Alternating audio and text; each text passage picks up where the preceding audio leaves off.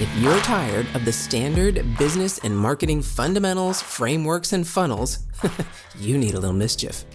Get ready to turn up the volume on the CEO Mischief Maker podcast, where you access conversations with seasoned business owners who have smashed through mindset barriers, innovated the standard boring business and marketing playbooks, and executed future-paced strategies with bleeding-edge tools and tactics to micro-fail their way into massive success and growth. We are Mindset Impact Strategic Catalysts helping innovative entrepreneurs focus. We are CEO Mischief Makers. Ready to make a little mischief?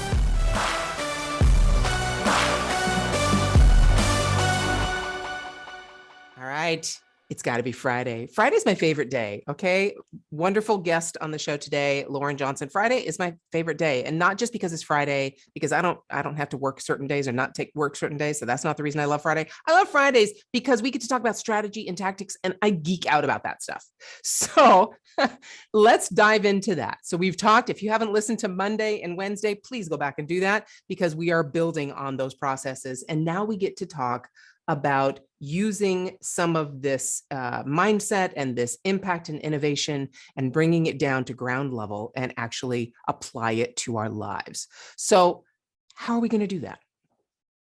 Well, I think that where I really want to go with this is I want to talk about our identities and our belief systems, because it really drives the decisions that we make. And like I said in our last episode, is that we become elite by choice, not by chance. And so many of us, at least I fell into this trap of believing that my identity wasn't something I had an impact over. It was who I was who I was. And what I've learned is my least favorite phrase, and all my clients know this, is like, oh, that's just who I am. I'm like, BS, that's who you're choosing to be.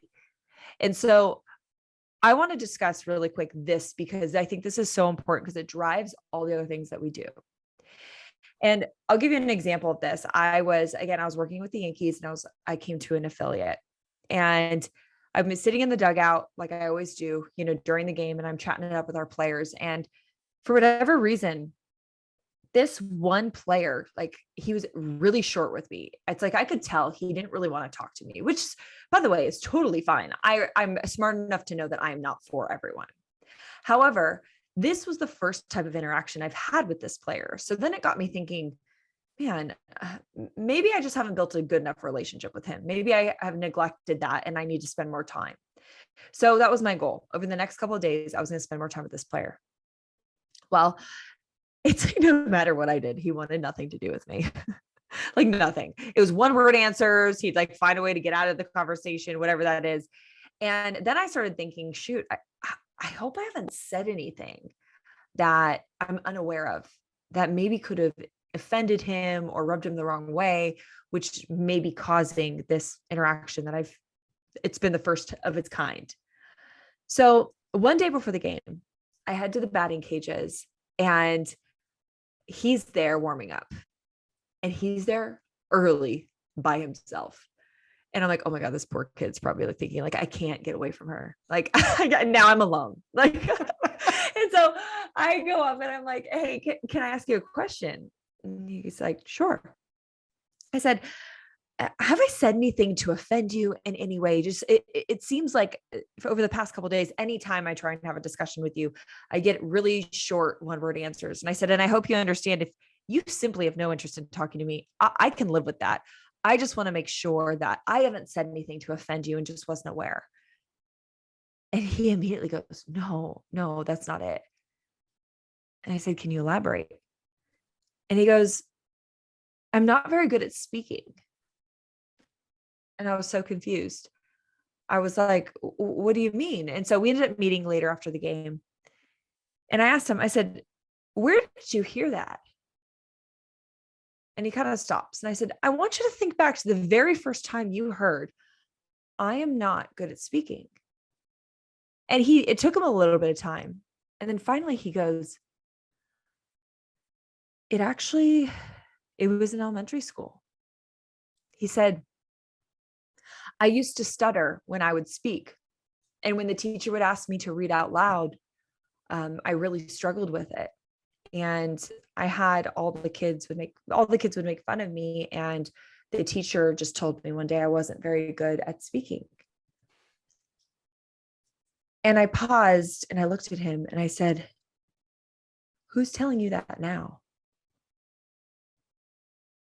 And he goes, I am.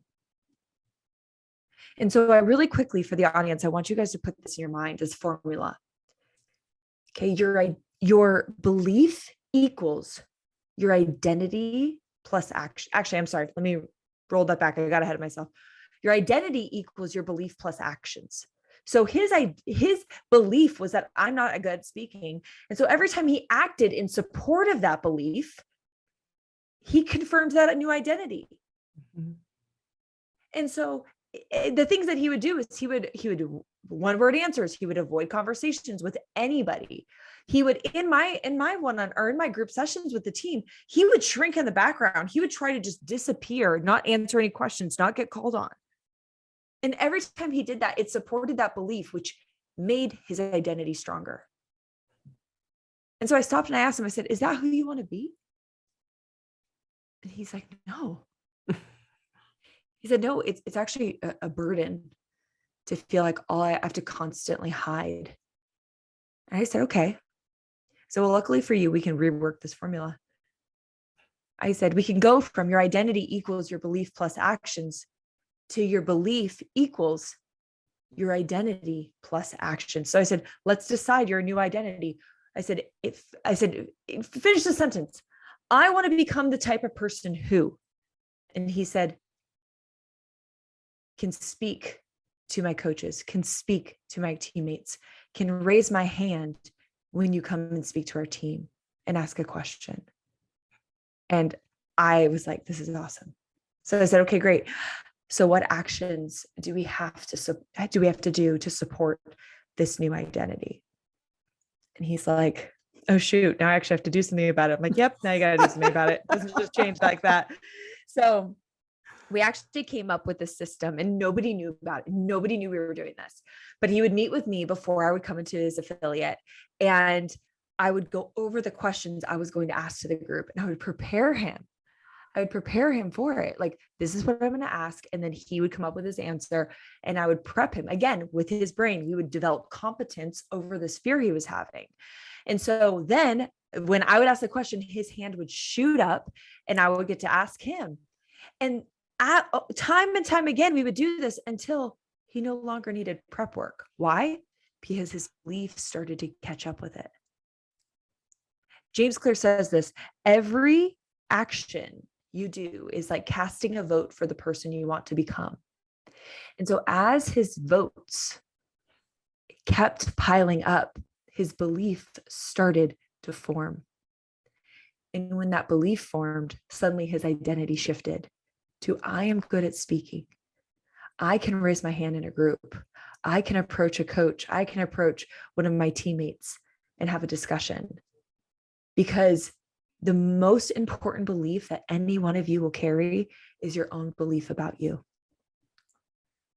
And how is that? I mean, that's an incredible story. How did that then, and I don't know if you know the answer to this, but I can imagine how that change, that shift in confidence and competence and ability to just have your voice heard, how that then impacted his performance at his job, which was being an athlete. In so many ways. It was funny. We connected like another year later. So at the next year's spring training, again, he was very quiet. He was very like, to himself. And then I walk into spring training. He's like, Lauren. I was like, who are you? Like, he had this energy. He had this enthusiasm. He totally shifted. And it was almost as if all he needed was to give himself permission to do so.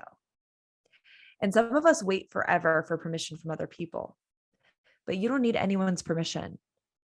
All you need is your own. And when he gave himself that permission, I think he realized all these other areas and limitations and fears he was allowing to drive his decisions. And I've said this before, fear is one of those things where when people are like, how can I eliminate it? That's an unrealistic question. We're not going to do that. It's inherent in our being. It's why humans are the way that we are. However, fear is something we want to recognize, but I'm okay with fear sitting in my front seat, the back seat, maybe even the trunk of my car, but I am not okay with fear driving the wheel of the car and making decisions on direction. And so for him, he shifted the position of where fear was sitting in his vehicle. And he no longer allowed it to drive the car, but he allowed it to sit shotgun. He allowed it to sit in the back, because the belief or the truth is that we can't completely eliminate it, but we can change our response. And that's exactly what he was able to do. Wow. And so if you think about that, and not only was that a major impact in his ability to perform his job and just his life in general, but then that opened the next door, I'm sure, even if we don't know exactly what that door is. But once we open this door, once we make this change, once we take those actions to change that identity, because that was just one identity that he had to impact, right? There are many, many more. How many other things that people had told him, or he told himself, or he interpreted when someone said something else? It doesn't mean that we're going to blame anybody else for this. This is our interpretation. This is what happens when we're children. This is how we respond to situations. So instead of blaming, let's act, right? Let's change that identity. And so that just opened the next door to see the next identity that he had the power to change. And so everyone listening, oh my gosh, look at your life. Look at what you do. Look at how you let fear be the driver. And what actions can you take to prepare yourself to face that fear in a different way, so that your belief is now that you can do something instead of you can't, or it's going to be hard, or it's going to be impossible, or I'm just not that kind of person. I just don't do that. One of the things that I know my son and I both struggle with is names, remembering names. I remember numbers like crazy. Numbers stick, but names, I have to work at remembering people's names.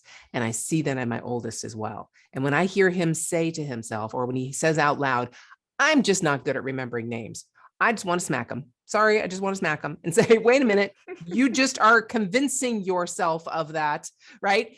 There's just something little like that can change your perspective on other things. Once he opens that up and says, hey, I'm really good at remembering names, right? Because he has a system, whatever it might be. I usually associate people with certain things when I see their name or hear their name. I say it back and I associate. This is a Jim Quick kind of idea, if you know who Jim Quick is.